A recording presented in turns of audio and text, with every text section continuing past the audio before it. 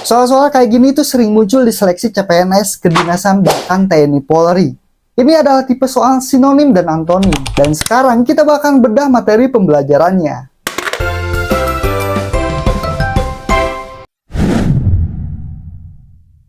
Halo para pejuang, selamat datang di materi tes intelijensi umum.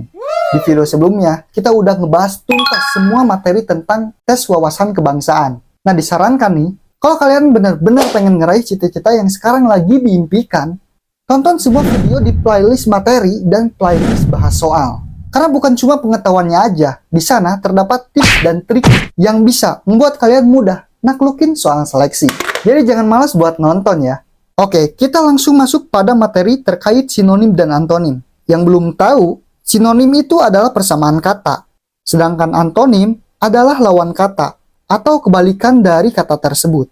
Nah, di dalam soal, untuk simbol sinonim adalah menggunakan sama dengan. Sama dengan itu kan artinya mirip, jadi persamaan. Nah, sedangkan untuk antonim disimbolkan dengan tanda X atau tanda lebih besar lebih kecil kayak gini ya. Ingat ya, sinonim itu persamaan, disimbolkan dengan sama dengan. Dan antonim adalah lawan kata yang disimbolkan dengan X. Hati-hati nih, jangan kebalik. Karena gak sedikit orang-orang terkecoh, disebabin ceroboh dalam membaca soal. Contoh jebakan yang sering ngebuat orang-orang terkecoh, kita pertama bakalan disajikan tipe soal yang sama secara berturut-turut. Misalnya, secara berturut-turut kita harus menjawab sinonim. Nah mungkin, karena otak menganggap soal berikutnya bakalan sama, kita langsung menjawab tanpa melihat simbol atau pertanyaannya. Padahal, tipe soalnya berbeda nih. Misalnya, yang awalnya ngerjain sinonim berturut-turut, tiba-tiba soalnya jadi antonim yang muncul. Jadi kalian harus hati-hati ya. Tips dan triknya, kalian terlebih dahulu melihat simbolnya sebelum melihat kata yang harus dijawab. Ya intinya, harus teliti dan jangan menganggap remeh soal jenis apapun. Oh iya, untuk menghindari lupa arti dari sinonim dan antonim, sekarang nih, kalian ingat ini. Ini adalah anto, lawan atau musuh kalian. Dengan nginget kalau si anto ini lawan, maka kalian juga bakalan ingat kalau antonim adalah lawan kata. Sebelumnya, ini untuk para pejuang ekstra. Kalian bisa berlangganan di channel ini buat ngedapatin puluhan konten eksklusif. Ada latihan intensif, pembahasan soal berdurasi panjang, rangkuman dan latihan soal yang bisa kalian unduh, masuk grup diskusi, soal-soal harian, dan masih banyak lagi. Kalian bisa dapatkan semuanya dengan langganan.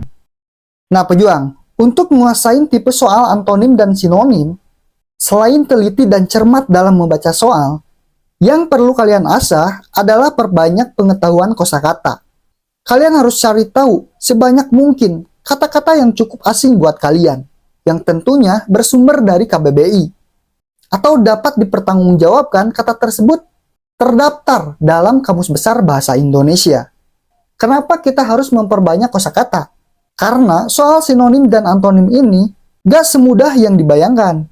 Banyak kata-kata aneh dan asing buat kita, yang bahkan kita gak tahu apa itu artinya. Apalagi kalau kita disuruh buat mencari lawan katanya, itu bakalan lebih sulit kan? Jadi kita kembali lagi ke tips dan triknya. Kita harus memperbanyak sebanyak mungkin latihan soal, kemudian memperbanyak membaca KBBI atau Kamus Besar Bahasa Indonesia. Selain itu, kalian juga harus sering membaca artikel, buku, ataupun berita. Dengan begitu, satu demi satu kosakata asing yang kalian ketahui akan semakin banyak.